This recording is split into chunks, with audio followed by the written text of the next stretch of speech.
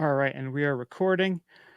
This week we have another very special guest. We have talked about the Indy Pass at nauseum over the last year. We were lucky enough to have him on last October before the ski season started, 2020, 2021, and he's back. And he's grown even more powerful over the last year. Mr. Doug Fish, head of the Indy Pass. Doug, thank you so much for joining us. Welcome. Thanks, Brian. Thank you. It's great to be back. And thank you for that over-the-top introduction.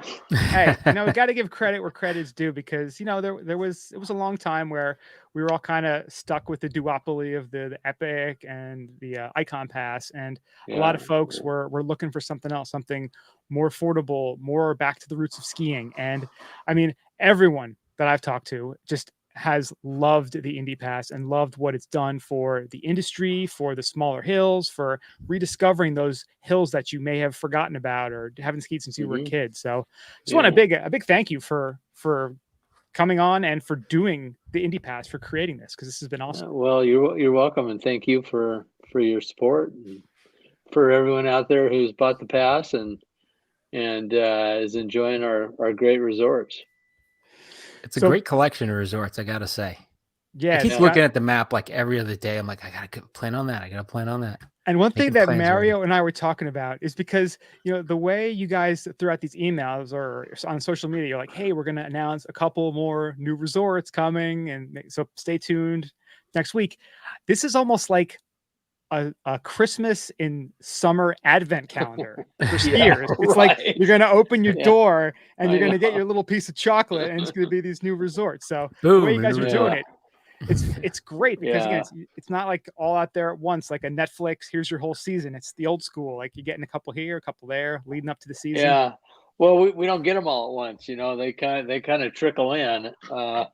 So we save up 2 or 3 and then announce them all at once. It takes a lot to onboard these resorts and to promote it and update our website and get it out there to everybody. So we have to kind of space them out and do them once every month or two, and it's worked out. People love that the anticipation and guessing. The speculation, the speculation. They like to guess where we're going, but it's good. Everything else in the world is too instant. Like, you need that anticipation is good. Like, letting people wait is not a bad thing. Yeah, and getting people talking about it is key. We don't have a $1 million advertising budget, and so we have to rely on word of mouth and social media and PR. Guys like you are how we get the word out about the Indy Pass.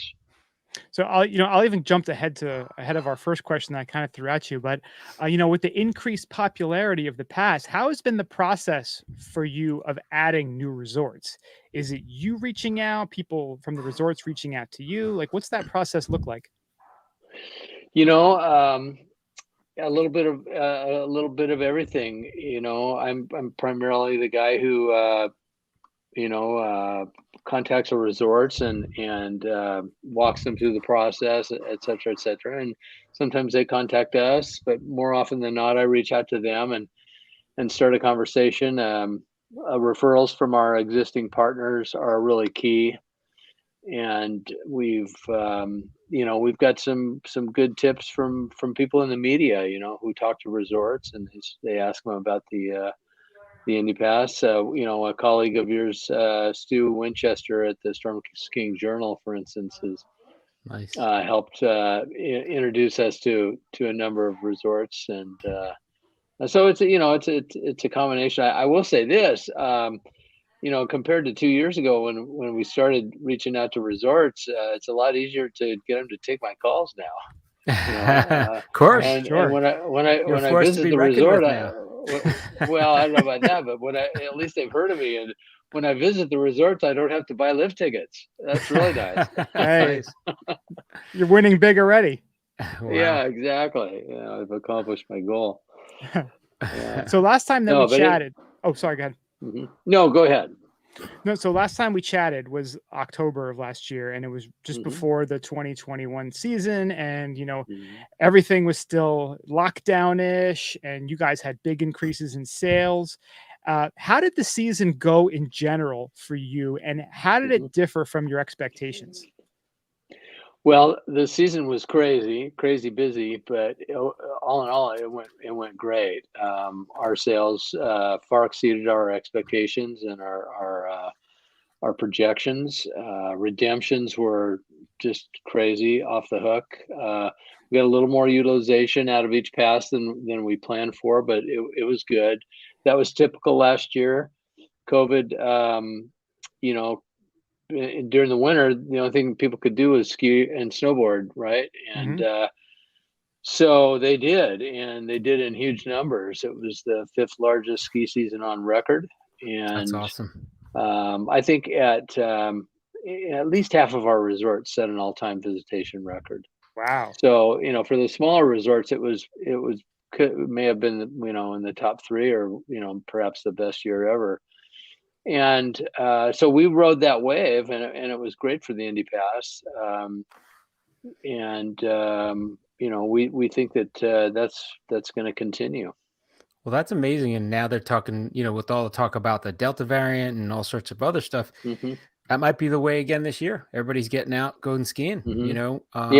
If they do some kind of lockdown or whatever, right? Yeah, I don't think it's going to be as bad as last year. I think, particularly in ski markets, the Northeast, the Northwest, markets that we're in, there's a lot of people vaccinated, and I think we're going to be in better shape. I think schools are going to be open to some extent, and that's going to prevent people from, taking off any day of the week and going skiing. Youth sports will hopefully be back in most areas. And, last year there just wasn't anything else to do. You couldn't even go to a Super Bowl party. Well, yeah. And, right. visit friends, restaurants, all that. So a lot of those things are going to return this year, albeit to a lesser extent than normal, perhaps. But I think some of the pressure is going to be off. However, so many people got back into skiing. So many people tried it for the first time. Literally, if they utilize the Indy Pass, they probably are going to utilize it again. Yeah, some of them did. I mean, we're seeing good renewals, and but in general, the sport, I think, is really in great shape. As tragic as COVID has been, it was there are many silver linings, and one of those has been the ski and snow sports. It's really given the industry a good shot in the arm, and I think it's going to last for many, many years. Very cool. Yeah, and I know there's, as bad as it was, there were, necessity is the mother of invention, and there were so many things that sort of came out of the COVID year that hopefully are going to stick around. I know, we mentioned before we started the podcast, I went to Catamount on the Indy Pass this year, and I saw they had the whole cabana set up there. I mean, there was dozens of them all over the lower base area. People had decorated them with flags and signs, and really seemed to love having that little outpost that you could just go take a break, sit down, have a drink, have a snack right there. And also the tailgating scene was so cool this year, because you couldn't hang out at the bar, you couldn't hang out at the restaurant in there. You went out and you just had your cooler, had your buddies around, and it was just it was fun. It was really fun. Yeah, a lot of things happened last year that are going to continue. I think for a lot of good things, were developed, and all those things you mentioned are things that people adopted out of necessity, both skiers and ski resorts, and a lot of it's going to be maintained and retained. It's very cool. And a lot of things. So from what you're hearing from your resorts that you've spoken to, have they felt that the Indy Pass, I mean, you mentioned the numbers that, half of them set new records. Are they excited to be on it and, kind of looking to increase and retain that relationship? Oh yeah. Nobody left. No resorts dropped off. And that's a good sign. It's really good. Yeah, it is a good sign. We've never lost a resort. No resort has ever dropped off. I think that's the true testament to the value of the pass for our partners. They see it as a benefit for many different reasons. It acts as a new skier development tool for some resorts. It's a way to add value to their season passes for some resorts. And then in other resorts, hey, they're just happy to get new people coming in that they wouldn't normally see. And that's why they're on the pass. The yield that we paid the resorts last year was a little bit lower than we'd hoped, and that was due to the high utilization on each pass and on average. But they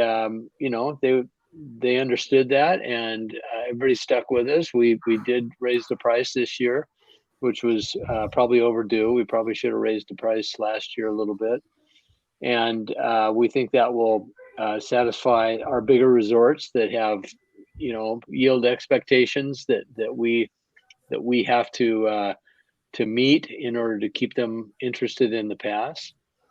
And so I'm very excited about where we're going this year. It's very cool. And there are some real gems on here. I mean, like I did Powder last year, and that's a freaking really nice resort.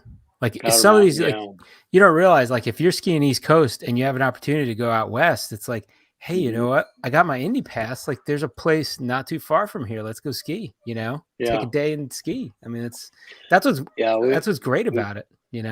We've got some incredible resorts in the West, and in Idaho, Montana, Washington, Utah.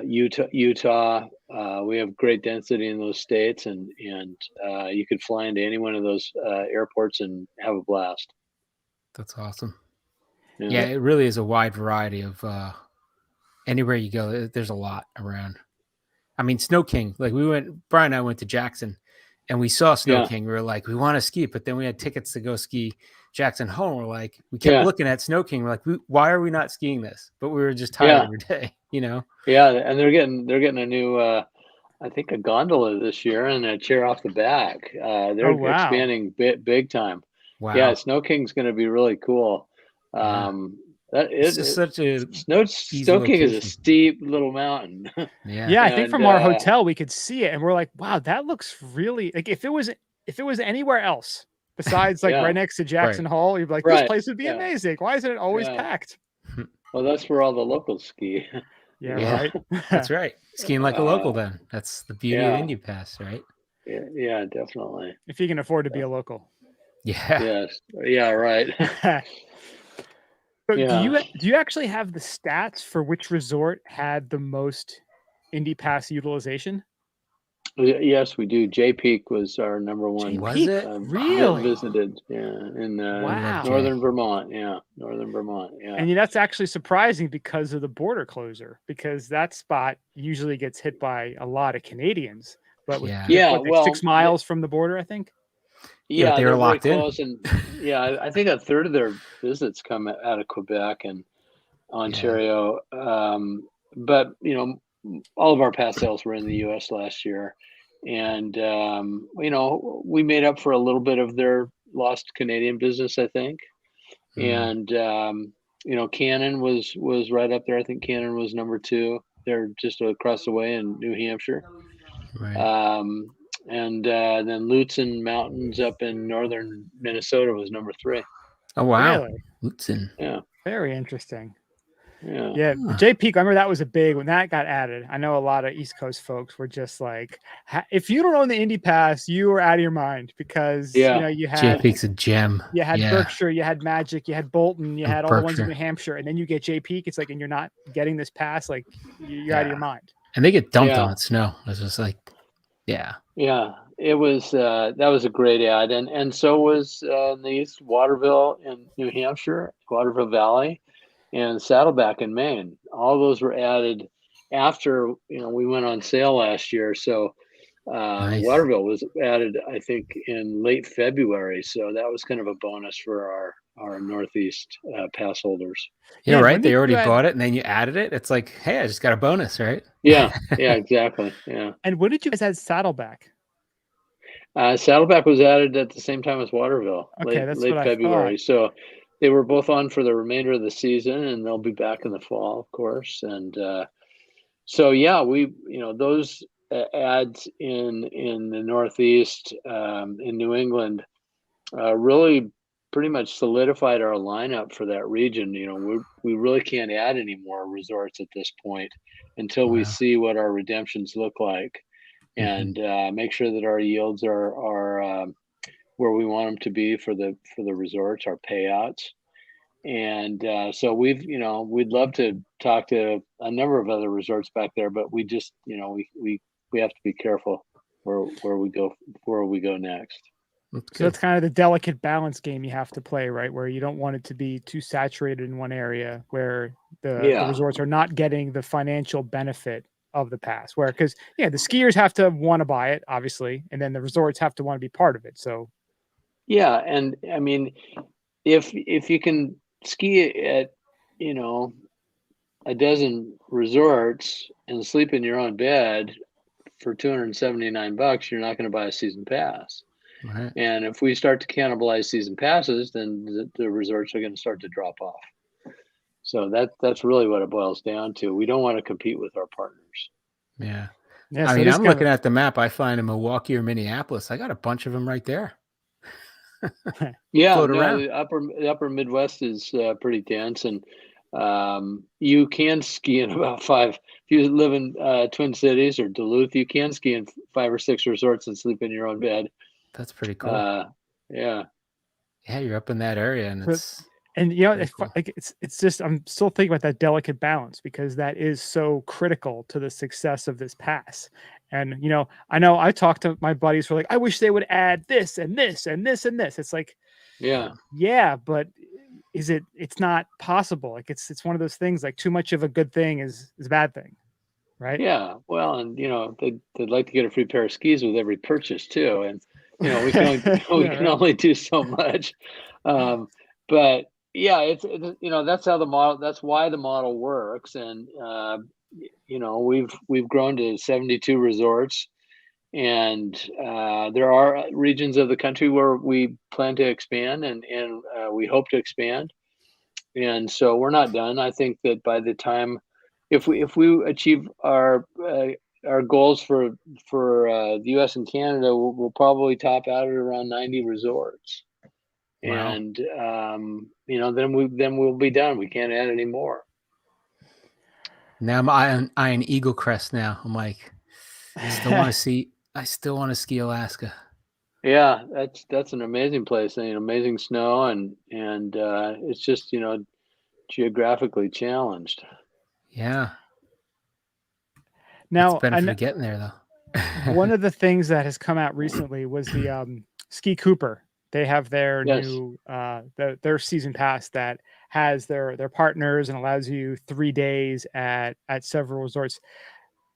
Do you guys consider this like a rival, or is this just kind of like another option for skiers and boarders? I think it's a great deal. It's it's probably the best deal out there. For if you're a returning pass holder at Cooper, it's $249 for I think 50 resorts. 150 days of skiing. There's no better deal that I'm aware of, especially if you live in Colorado and Cooper can be your home mountain, and then you want to travel a little bit. They've got some great resorts up in Idaho and over in Utah. So if you live in that part of the country, it's a great option. And honestly, most people don't travel from west to east to ski. It's more the other way around. But they should. So they're stuck visiting their family. They moved out to Colorado. Their parents are stuck in Massachusetts. That's right. Yeah. No, there's lots of good reasons to go back east. I found that out myself. But the trend is usually the other way. And so no, I think I think there's no better deal in Colorado than the Cooper affiliate program. Do you ever see your Indy Pass expanding past the 2 days per mountain for certain mountains? Maybe have you had discussions about that or thrown those ideas around? Maybe like a week or more days. Yeah, Like that? we've kicked it around, but I don't think it works with our financial model. Yeah. Those visits on Cooper's Pass are free. They don't. There's no trends. There's no revenue associated with those visits. Obviously, Cooper gets the money for their pass. They do the reciprocal. And Yeah. and so we have to pay out a fee for every visit, and it works at 2 days. If we doubled the price of the pass, could we do 4 days? Probably. I don't know, but again, then it starts to cannibalize season passes, which is the lifeblood of most resorts. All resorts, really. I mean, it's the revenue lifeblood that they rely on, and we can't cut into that market. We want to be an alternative for day ticket buyers. People are paying through the nose. People are paying through the nose for day tickets. Yeah. Even at a small or mid-sized resort, the big resorts are ridiculous, over $200. So that's we want to benefit that person. Right. We don't want to. We're not trying to be a season pass or take pass revenue from anybody. So you start adding days, and I think that's what would happen. Cool. Yeah, that's a good point. Because we've even talked about it on the podcast, being like, what about like an Indy Pass Plus or another tier? And again, you're hit exactly what you said. It's like, well, you're going to cut you're being something else. Then you're being something else. Yeah, it's like totally transforming your. And again, the delicate balance has to be achieved. Yeah, if you want to ski 15 or 20 days a year, you should buy a season pass. Right. Unless you just love to travel, then the Indy Pass is great for you. But if you just want to ski 5 or 6 days and you don't mind trying out a couple different places, then the Indy Pass is perfect. Or if you want to, buy a season pass and, use the Indy Pass to supplement and travel, then, that it's good for that too. But, for avid skiers, you need to have a season pass, and a home mountain, I think. And, we created the add-on pass for those people. And so we will encourage people to buy a season pass from our resorts, and then they can buy the Indy Pass at a 30% discount. And they get the benefit of a home mountain with unlimited days, and then they can do a little bit of travel.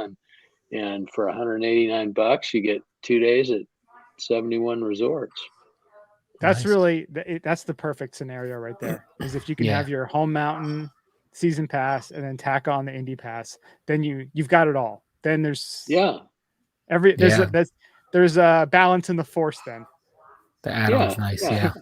Yeah, the add-on's great, cool. and it's been real popular so far this year. It's doing really well, and again, it's a benefit for our resorts because it allows them to add that for their season pass holders. They can provide that benefit, and then they don't have to give up 3 days for a reciprocal agreement with another resort.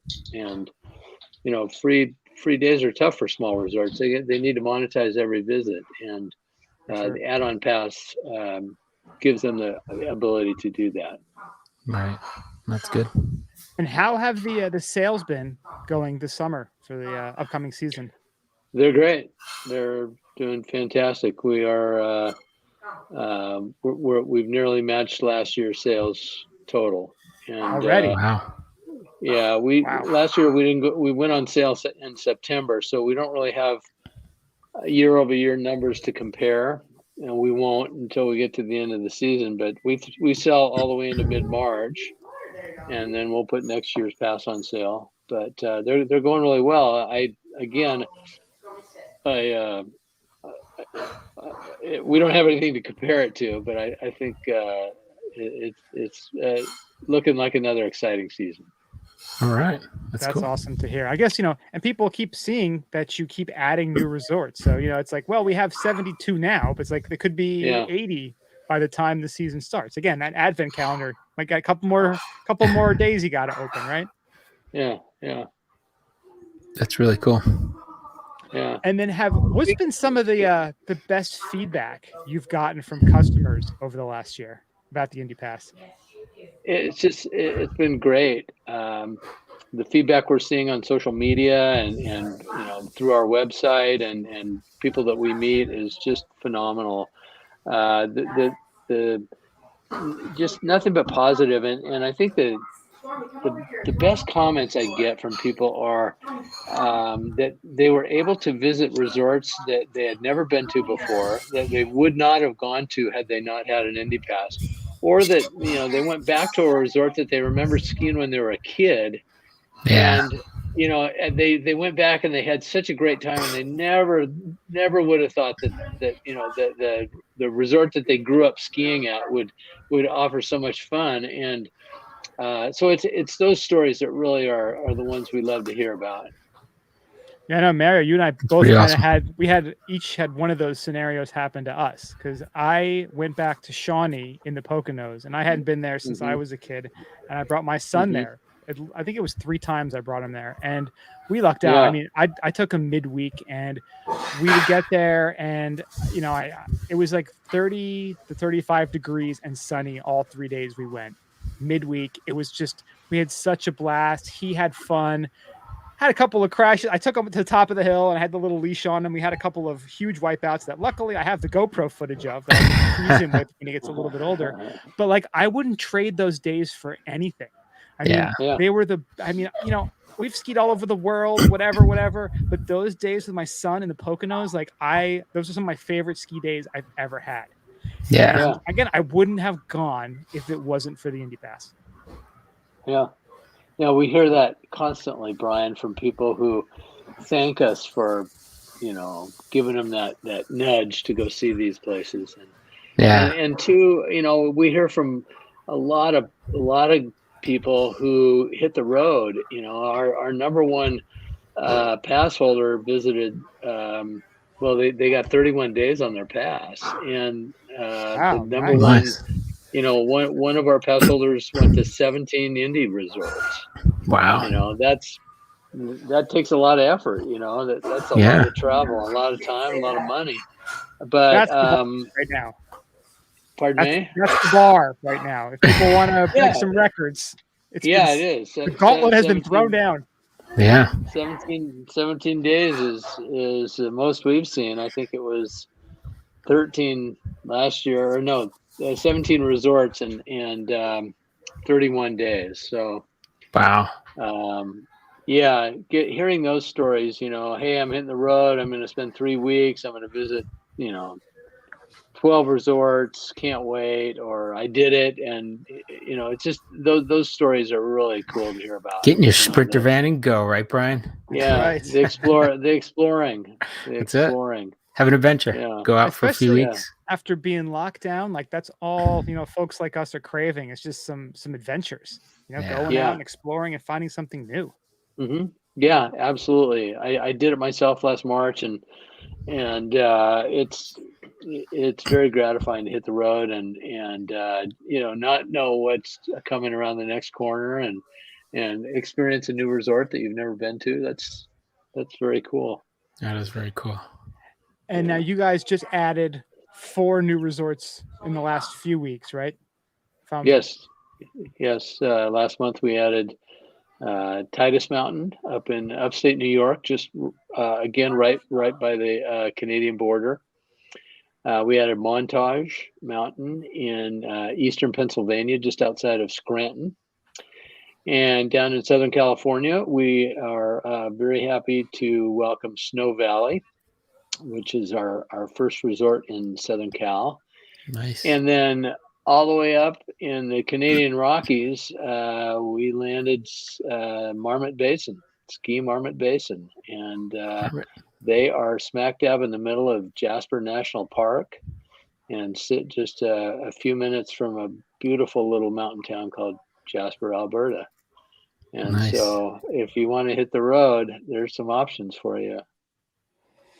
Very I cool. mean, really, you can go almost anywhere in the country, well, except for the very south at this point, and you can use your Indy Pass at a resort there. It's so cool Yeah. to see, and it's so cool to see the Hey, growth too. I skied Gatlinburg. That's pretty far south.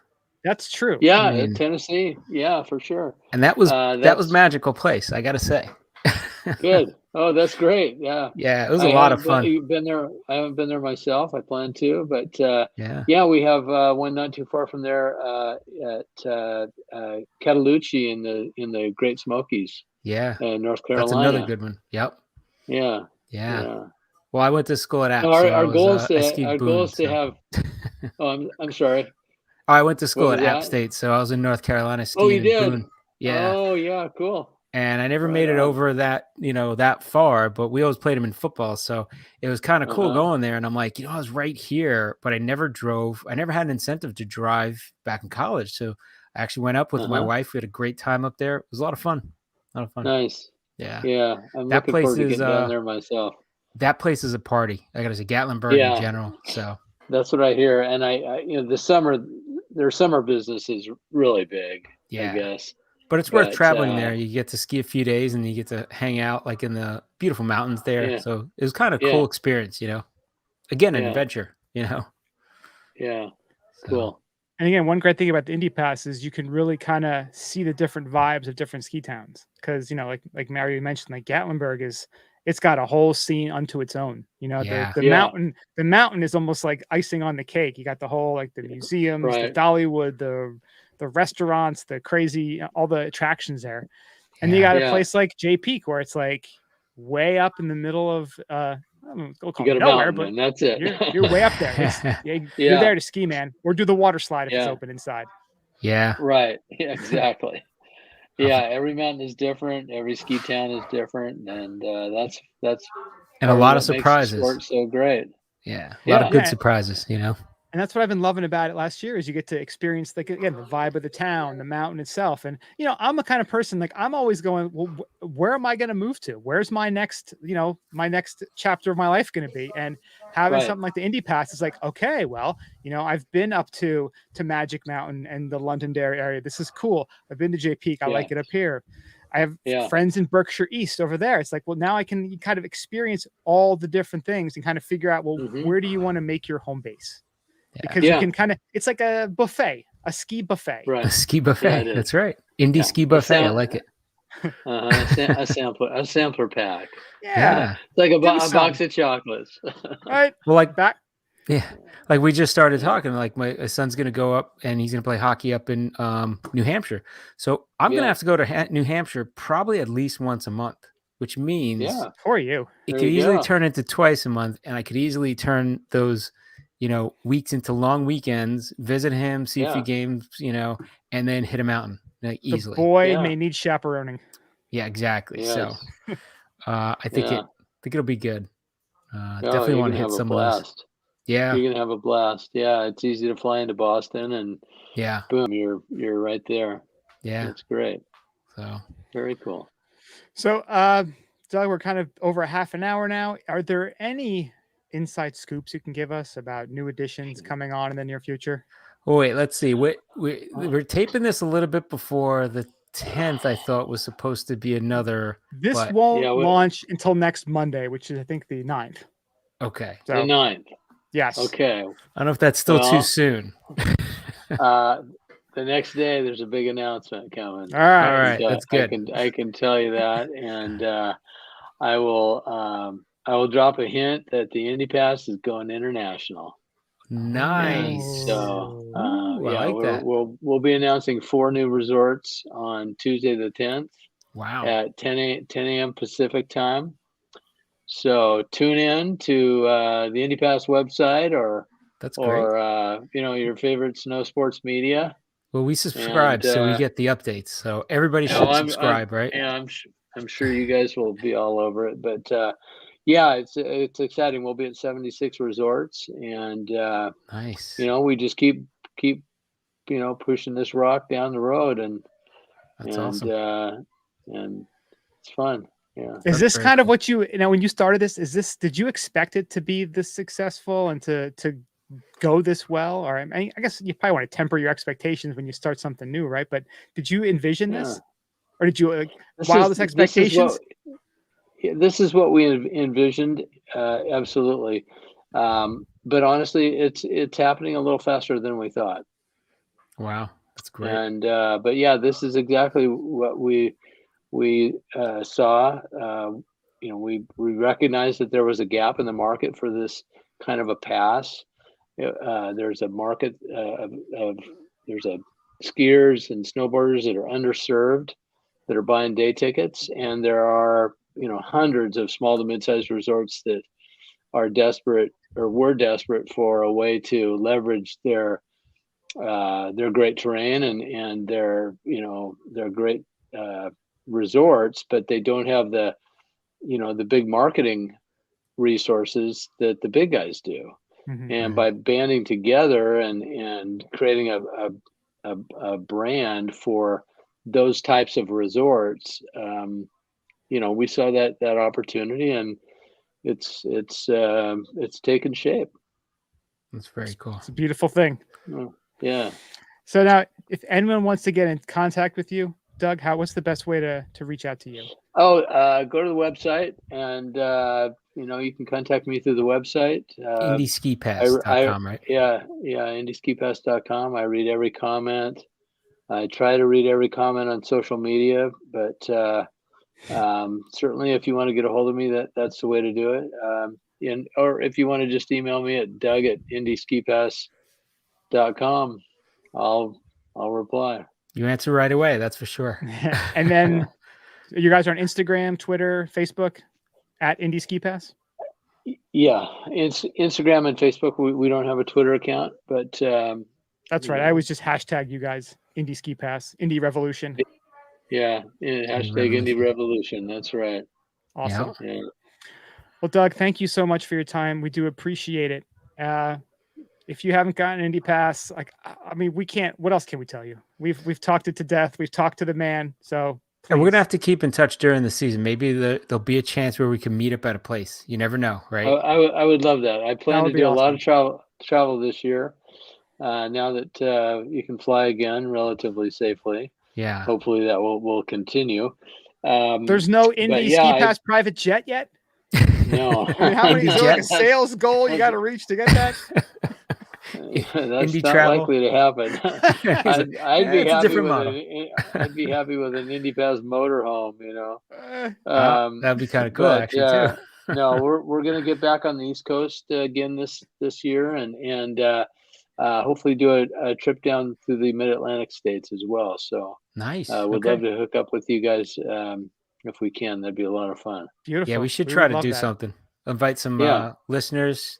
Come out with us. Yeah, that'd be great. I'd love that. And anything we can do to promote the Indy Pass, we're happy to do so, because we love what you're doing. Well, and thanks for doing it. Your support is very, very much appreciated. Well, we appreciate you doing this, putting this together. It just helps bring some things back that from our past, which is great. You know, the reason we fell in love with skiing. Yeah.